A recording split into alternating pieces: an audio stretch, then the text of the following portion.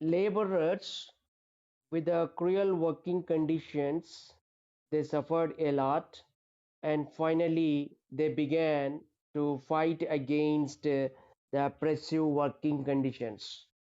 We have studied there were 14 hours of working in summer and 12 hours of working in winter. There were no holidays. There was inhuman treatment towards workers, right? All these cruel uh, activities of the owners made workers to raise a revolution, a struggle against the inhuman treatment and oppressive working conditions. So, to begin with laborer struggles, the first one, that is in 1870, there was a strike started in Mumbai. It started in Mumbai in 1870, and that was a strike where there were no labor organizations and unions. By 1870, due to the commonness in the problems of the workers were united, but in actually they did not have any organization, any unions of the laborers. In 1870, laborers of each mill, that is textile mills, they had come together and went on strike. They wanted to give pressure on the owners against oppressive working conditions. This is the first strike started at Mumbai. And another strike started in 1892. In 1892, their textile workers have gone against owners of textiles at Mumbai. Their textile owners of Mumbai, they were thinking to reduce the wages of the laborers, and this thought reached to the laborers.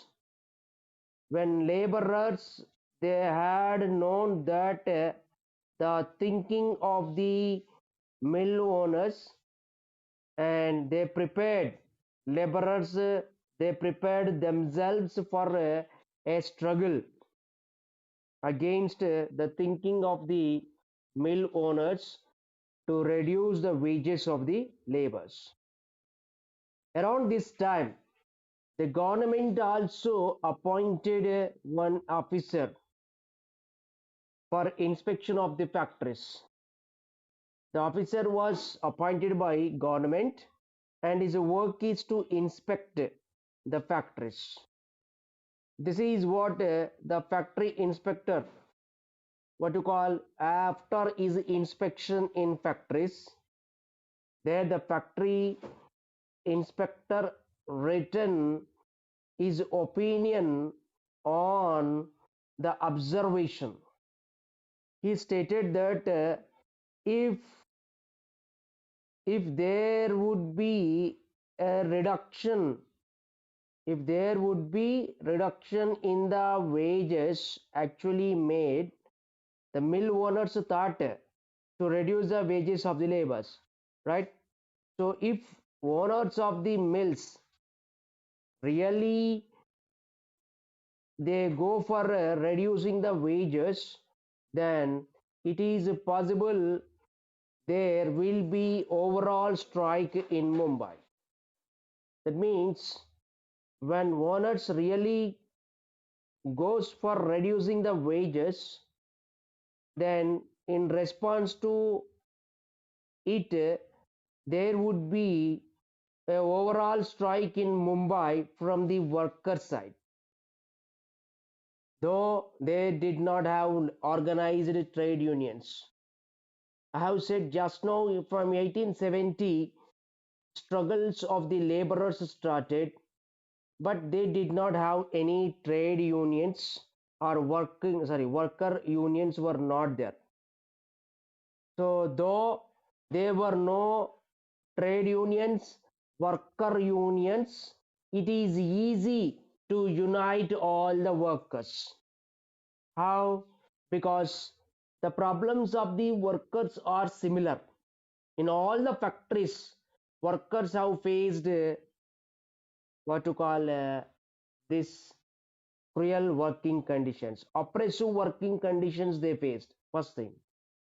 Second is that workers in all the factories they belong to the some common caste. Their claims, their what to call ethnicities are same. All the workers have come from the villages, right? So this many of similarities are there in the workers. So the similarities and commonness in workers will bring unity easily, so that they may go against factory owners if factory owners actually goes for reducing the wages. This is a report after the careful observation by one inspector who inspected the factories. We can see one example how laborers struggled to protect their own interests. One is in 1901, from 1900 to 1901 year. In this year, around 20 mills of the Mumbai, their owners of the 20 mills, that is textile mills in Mumbai, they have gone for reducing the wages of the laborers by 12 and of percentage. How much they reduced? 12 and of percentage in the wages of the laborers. They have reduced 12 and of. So in response to this reduction in the wages, in 20 mills there were around 20,000 workers. They stopped work in 1900 to 1901. They, the mill owners, textile mill owners of 20 factories, 20 mills, they reduced the wages of laborers by 12 and a half percentage. So in response to this, 20,000 mill workers, they had stopped work and went on strike. All the 20 mills with 20,000 mill workers stoppage of work, these 20 mills remained closed for 10 days. There was a closure of 20 mills for 10 days. You imagine that how much loss they have incurred. And one important point that laborers did not have any unions. Understand? So when their unions are essential to fight for their protective rights. Understand? So here we see that laborers are belonging to the same community, and they have faced the same problems, right? And moreover, all these laborers have come from the what villages, right? So the commonness in the problems and in their villages and their caste brought unity in these workers. and they have gone for strike for 10 days. Understand? One more strike, what you call struggle, started by the laborers in 1919. First one is in 1901. Next is in 1919. The cost of living was rising. Cost of living in the sense what, expenditure to fulfill our needs.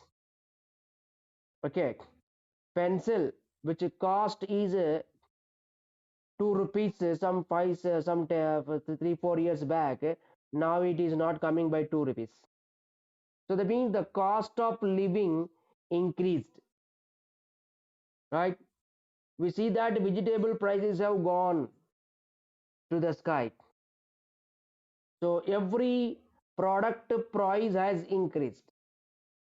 So to fulfill the needs of the laborers, their wages have to be increased. So when the cost of living rising, around the same time, laborers' wages have to be increased. But there was no increase in the laborers' wages. So laborers of all the mills of Mumbai, they have gone for strike, and mills were closed for 12 days. This is in 1919. How many days the mills were closed? 12 days. Understand? And here the laborers did not fight only for their betterment, but also they fought against the British rule. Understand? They were fighting for their betterment, and also they fought against the British for getting freedom to India. In the year 1908, which year? In the year 1908, the British have arrested Bal Gangadhar Tilak, who was a very active person and great freedom fighter. He had a title Lokamanya Tilak. Lokamanya. We call him Lokamanya. Actually, his name is Bal Gangadhar Tilak. So Bal Gangadhar Tilak was arrested by the British because he was active freedom fighter and leader of the what many of the people. So he was exiled from the India for 6 years. Exile means he was sent outside from the India. So in short time, we see that laborers of all the mills of the Mumbai, they went on strike against for the arrest of the Tilak. There was a 6 days strike. It means laborers have fought for their betterment and also for freedom of India. See, when Lokamanya Tilak was arrested, against the arrest of the Lokamanya Tilak, all the mills in Mumbai were closed for a what to call for 6 days. This is the what struggle of the laborers. Understand? You can see here in the figure 16.8. What do you see there? Factory is there. There are many laborers, and one of the leader among the laborers, what to call conducting meeting, addressing the laborers, how to start a struggle and how to solve the problems of the laborers. Understand? So here one addressing is essential for laborer problems. Understand? One strange thing what in India, in the beginning, the educated people of India, they did not pay attention to the problems of the laborers. Educated people did not think about the problems of laborers, because educated people, They wanted a fast development of industries in India. So educated people focused on the important ways which develop industries in India. So they did not think about the kind of working conditions and inhuman treatment on the laborers. Here, surprisingly, what happened, Britishers in Britain, okay, the factory owners in Britain, then traders in Britain, social workers of the Britain, they started worrying about the conditions of Indian laborers because industrial revolution began first in Britain when industrial owners focused on development of the industries, neglecting the working conditions of the laborers. They have struggled a lot.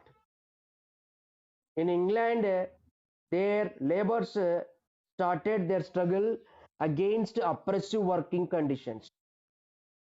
So they had experience from the labor side. They had faced a trouble. They faced some loss when laborers went on strike in Britain.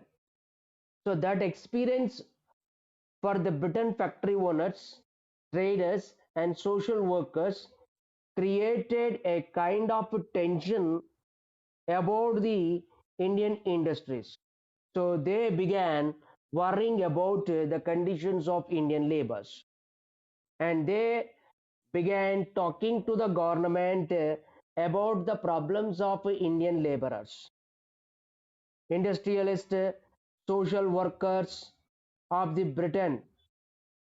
They started giving pressure on the government to pass certain laws or acts to improve the condition of laborers in India, similar to the laws in Britain.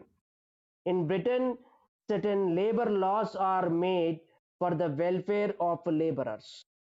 So, similar to such laws, Britain factory owners, industrial workers, and social workers they pressurize the water government to pass certain laws in India too, which could give benefit and think the welfare of the workers instead. So the government also started thinking seriously to reduce the working hours of the laborers instead. To reduce the working hours of the laborers and making laws that would give holidays to the laborers. Okay. And these laws have not given happiness to the Indian industrialists. Indian industrialists and educated people were unhappy about these laws. See, they were unhappy about these changes. Why they were unhappy? Because they felt that once laborers were given fixed income and other facilities, that is leaves, uh, that would bring down the production in factories. When fixed income is given to the laborers, that increases the price of the or the expenditure of a product. So in turn, what would happen finally? There would be more expensive of the production, right? So the price of the goods produced in Indian industries will be high. Understand? And whereas the price of the goods coming from the Britain would be less and the Britain goods would be sold more easily and this would break and damage the development of Indian industries. Indian industries would come to a stand still. That means there would be stoppage of Indian industries. This was the thought of Indian industrialist and educated people, because we have come from the colonial rule of the Britain. Britain had exploited us, right? They have looted our resources. So at this time, how do we believe on the Britain that they would think of the welfare of the India? So educated people and Indian industrialists, they thought it would be a plan of the British government to stop the development of the Indian industries, so that they are giving a lot of pressure on the government to pass similar laws which would give protection to the laborers. Such a kind of thought developed by the Indian industrialist and educated people of India. Understand? So this was the situation in India. Understand? Indian industrialists were suspicious about the British industrialists. When British industrialists were worrying about the working conditions of the Indian laborers, our Indian industrialists they got a doubt, and our Indian industrialists felt that British industrialists were acting to the welfare of the Indian laborers. Okay, it may be not the real intention of the British owners as per the views of Indian industrialists. Understand? Indian industrialists and educated people thought that British industrialists were acting to show a concern to the welfare of the Indian laborers. Okay, this was a thought of the Indian industrialist, but actually British industrialists were not pretending. Okay, and it is not what to call it is not the thinking of the Indian industrialist wrong. How can we say it is not wrong? Because Britishers have looted us, right? So when Britishers would uh, giving a suggestion for the Indian what to call laborers for improving the conditions, how do we believe them who have looted us, right? So the educated people in India, they had also come to believe that if laws were made to protect the interest of the laborers, and industries in India would not develop. A few lines published in a newspaper in 1875 at Bengal says the way of thinking of Indian industrialist and educated people. Look at this. There in 1875 in Bengal, a newspaper published the way of thinking of educated people. Okay, the exact words extracted from the newspaper published in 1875. Look at the way of thinking of educated Indians at that time. Rather than this new industry be destroyed, it is better that laborers keep dying in high numbers. Once our industries are well established, then we can protect the interests of our laborers. This is the opinion and the way of thinking of educated people.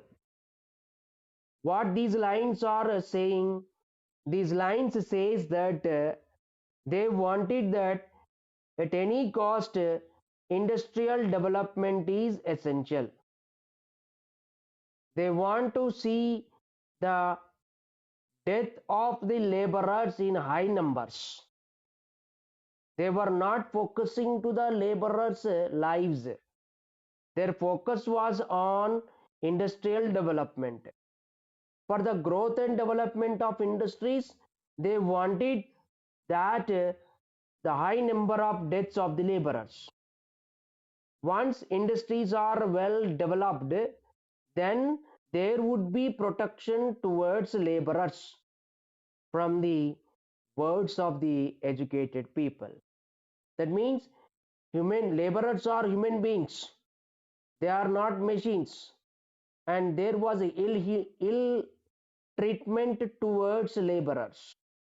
They focused towards industrial development, but they did not pay attention, even they did not think that laborers also human beings. Okay, they wanted to see the high number of deaths of the laborers. Such a thought was there with the what to call educated people, that was published in the newspaper published in Bengal by 1875. Okay, so another fear was there in the minds of the Indian industrialists and educated people. Okay, that was not fully justified. Okay, factories set up in India, they were started earning profit. Many new mills were opened in around this 1900 time. So whatever the laborers needed, the conditions of the risk and improvement in the working conditions, that become very relative to the industrial development. Finally, we see that educated people and industrialists also felt fear that if they go on pressurizing the labors, then there won't be production, because most of the industries need labors. Without labors, there can't be industrial development. Industrial development lies in the hands of the laborers, right? So they started to focus on industrial labors also, giving importance to them. Okay, then labor organizations also set up around this time. When problems of the laborers have come to know, some educated people started supporting to the laborers and began writing journals, articles in the newspapers in explaining the problems of the laborers. Small organizations for the labor welfare also started emerging in India. Okay, during the strikes, laborers formed their own organizations, that is what to call labor unions, with the help of some educated people. There were many labor unions formed, and these labor unions have gone for conducting strikes and also negotiating, talking to the mill owners to settle the problems. Slowly, this increased the importance of the water trade unions and labor unions. Labor unions have played active role during this movement. Understand? So many labor unions have emerged. What to call in 1920s. Understand? There, some of the labor unions emerged and very prominent in 1920 was Girni Kamgar Union. Girni means factory. Kamgar means workers. Okay. So Girni Kamgar Union was set up with the help of workers in Mumbai, understand? And they went on a strike in 1928.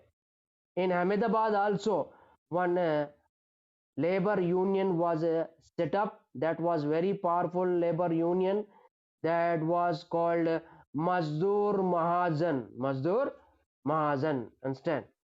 And the formation of labor unions made the government and mill owners very worried. Government also worried, if labor unions go for strike, then mills cannot work continuously. There would be loss to the mill owners. So mill owners and government worried about that. So here government have gone for making a new law, and that new law try to put restrictions on the what to call strikes. Certain new laws were made that restricted what to call making strikes, going strikes by the laborers. The government appointed one officer who is called labor officer. What is called labor officer. So government wanted that laborers have to go through labor officer in settling their problems, understand. But we see here the laborers have not shown interest in a labor officer, understand. Laborers have gone to the what labor unions in solving the problems, understand. They have listened to the what labor unions which are formed for protecting the interest of the laborers, understand. And the laborers did not go to the labor officer in getting solution to the problems, understand. So still we see that their laborers did not agree this, that trade unions have to be collapsed, understand. They wanted to fight to protect their interest through the labor organizations, understand. In the last time we see that the KCR government have gone for removing the labor officers in RTC, right. Labor councils were set up, unions were thrown out of the RTC, understand. See, such a what to call suppressive laws were bringing out by the government in favor of the water factory owners, understand. So there the struggle continued between what to call laborers and the government and factory owners on the question of right to form unions and rights to go on strike. Laborers want that, they say that they have the right to go on strike. Laborers says that they have right to form the unions, whereas the factory owners and government says that there should not be right for the laborers to form the unions when there is a labor officer. Okay, government and factory owners want that labor should not go on strike. If they go on strike, there would not be development. So government and factory owners are not what to call accepting that the laborers have the right to form unions and go on strike, whereas laborers are demanding that it is their right to have labor unions and right to go on a strike. This is the what class.